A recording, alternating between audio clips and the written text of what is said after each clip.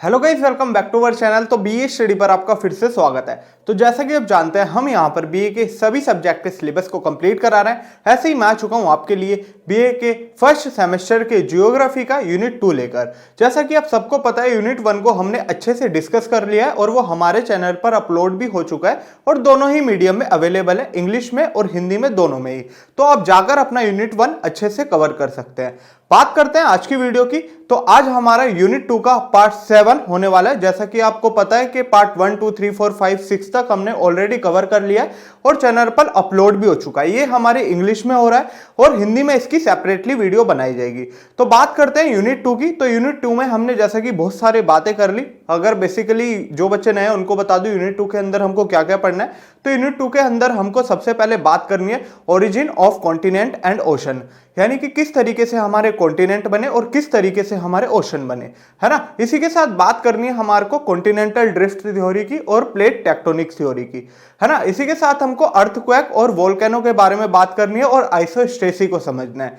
तो बेसिकली हमने बहुत सारी बातें कर ली, यानी कि सबसे पहले हम बात करते हैं कि क्या क्या चीजें हमने डिस्कस कर लिया है। तो हमने देखो ओरिजिन ऑफ कॉन्टिनेंट और ओशन को अच्छे से क्लियर कर लिया है और समझ भी लिया है ना। फिर हमने बात करी थी हमारे कुछ थ्योरीज की, जैसा कि हमारी टेट्राहेड्रल हाइपोथेसिस हो गई जो origin of continent and ocean से रिलेटेड है। इसी तरीके से हमने कॉन्टिनेंटल ड्रिफ्ट थ्योरी को पढ़ लिया, प्लेट टेक्टोनिक्स थ्योरी को पढ़ लिया। इसी तरीके से हमने आइसोस्टेसी को भी समझ लिया। अब हमारा जो लास्ट टॉपिक बचता है वो बचता है हमारा अर्थक्वेक एंड वोल्केनो। जब ये टॉपिक खत्म हो जाएगा समझ लीजिए यूनिट 2 हमारा कंप्लीट हो गया। इसके एक दो पार्ट और बनेंगे जिसमें हमें अर्थक्वेक को डीपली डिस्कस करना है और वोल्केनो को समझना है, बस फिर हमारा यूनिट 2 भी अच्छे से कवर हो जाएगा, है ना। फिर इसकी हिंदी में वीडियो अपलोड होनी स्टार्ट हो जाएगी। चलिए स्टार्ट करते हैं। और सबसे पहले जैसा कि आपको पता लग चुका होगा कि आज हम क्या बात करने वाले हैं। आज हम अर्थक्वेक और वोल्केनो के बारे में बात करने वाले हैं। सबसे पहले हम अर्थक्वेक को अच्छे से समझेंगे, फिर हम वोल्केनो को अच्छे से समझेंगे। तो बेसिकली बात करते हैं अर्थक्वेक की।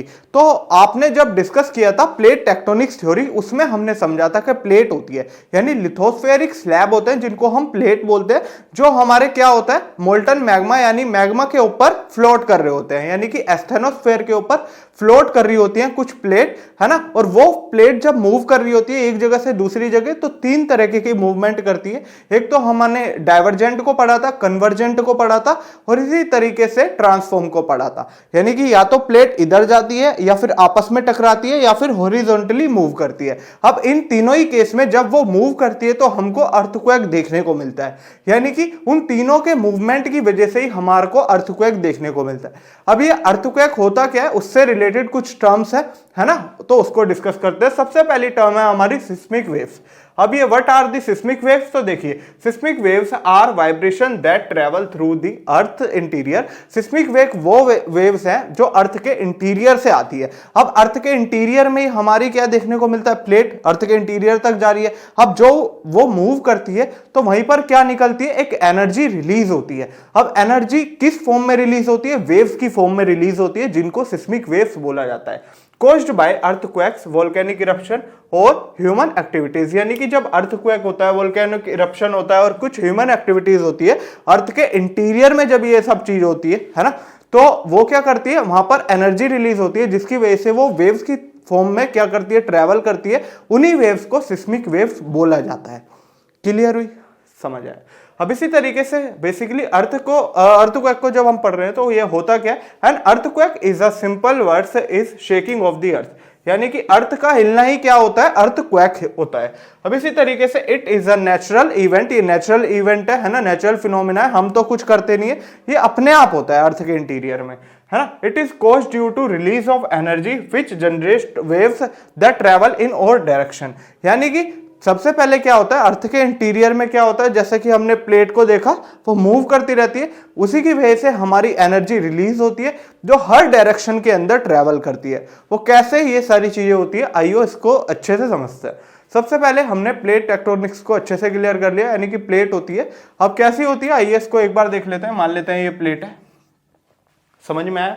अब ये नीचे तक जा रही है, जैसे कि पूरी छोटी मोटी प्लेट तो होती नहीं है ना, बहुत बड़ी बड़ी प्लेट होती है। अब ये मान लेते हैं कि एक इधर जा रही है ना, और एक इधर जा रही है, इस तरीके से हो रहा है। यानी कि आप ऐसे समझ सकते हैं, ये मैंने दो प्लेट ली है, ये हमारी प्लेट 1 और ये हमारी प्लेट 2। इस तरीके से जब ये कर रही है ट्रांसफॉर्म बाउंड्री कर रही है।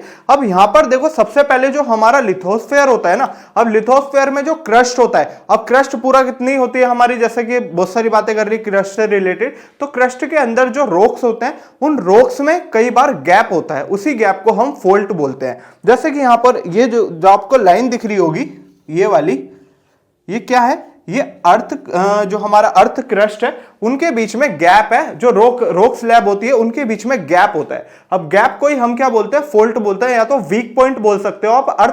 अर्थ की जो क्रस्ट होती है उसके अंदर कुछ वीक पॉइंट होते हैं। अब वीक पॉइंट समझ में आए, यही ये हमारे वीक पॉइंट होते हैं। अब इसी तरीके से जैसे कि जब हमारा क्या होता है, इसके नीचे की प्लेट जब क्या करती है, मूव करती है, एक जगह से दूसरी जगह जाती है, हॉरिजॉन्टली मूव करती है, जैसे कि ये इधर गई ये उधर गई।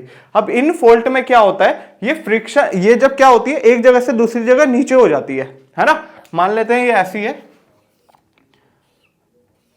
तो ये या आप ऐसे समझ सकते हैं, एक प्लेट ऐसी है, ये प्लेट 1 और ये प्लेट 2। अब क्या होता है ना, ये इस तरीके से मूव हो जाती है, यानी नीचे की तरफ खिंच जाती है। किसकी वजह से, फोल्ट की वजह से बेसिकली।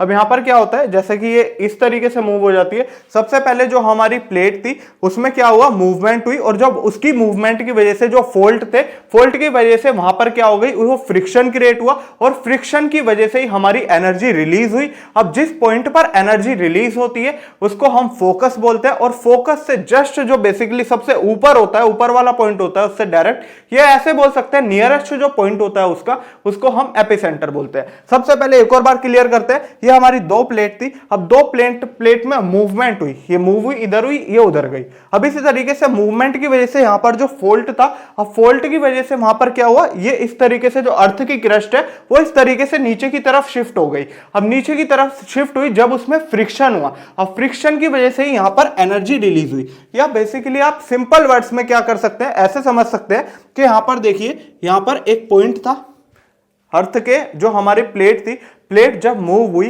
अब मूव होने की वजह से वहां पर एक पॉइंट था जहां पर एनर्जी रिलीज हुई, क्योंकि मूव होगी तो एनर्जी रिलीज होगी, वो वैसी बात है। अब इसी तरीके से जब यहां पर एक पॉइंट पर जहां पर एनर्जी रिलीज हुई, जिस पॉइंट पर एनर्जी रिलीज हुई उसको बोला जाता है फोकस। यहां पर देखिए focus, the point where the energy released is called the focus of an earthquake. It is also called hypocenter. hypocenter भी बोला जाता है, यानी कि जब प्लेट एक दूसरे से मूव करती है ना, एक दूसरे के अगेंस्ट जाती है, तो वहां पर क्या होता है, एक पॉइंट पर एनर्जी रिलीज होती है। अब उस जो पॉइंट है वो, उस पॉइंट को हम क्या बोलते हैं, उस पॉइंट को हम बोलते हैं फोकस। अब फोकस में जो यहां पर एनर्जी रिलीज हुई है तो ये सब तरफ फैलेगी। यहां पर जो हमने ऑल डायरेक्शन पढ़ा था ना, तो यहां पर जो एनर्जी जाएगी वो सभी डायरेक्शन में जाएगी। ऐसा नहीं है कि इधर ही सीधी सीधी जाएगी, सारे डायरेक्शन में, है ना, इधर की तरफ नॉर्थ साउथ ईस्ट वेस्ट सभी डायरेक्शन में हमारी जो एनर्जी है वो वेव की फॉर्म में चली जाएगी। जैसे कि इधर जा रही है, इधर की साइड भी जाएगी, है ना, तो हर जगह पर जाएगी। अब सबसे पहले ये कहां पर महसूस होगा, ठीक है, अब ये सबसे पहले एनर्जी जाएगी अपने एपिसेंटर पे, यानी कि जो इससे सबसे करीब होगा। अब सबसे करीब वाला पार्ट जो अर्थ की रश्मि का वो इससे ऊपर ही होगा, बाकी जो इधर जाएगी वो और थोड़े से बड़े होंगे पार्ट।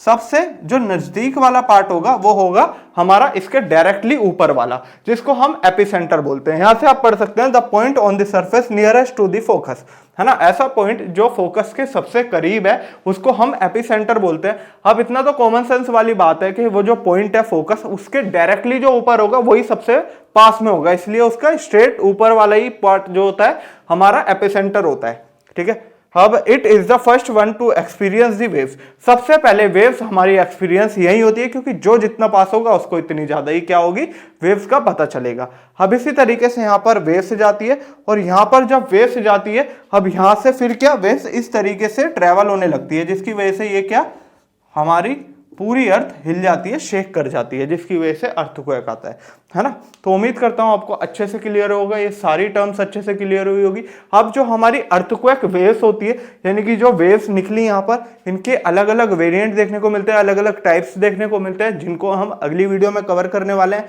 तो आज की वीडियो में सिर्फ इतना ही, मिलते हैं आपसे अगली वीडियो में, जब तक के लिए थैंक यू सो मच।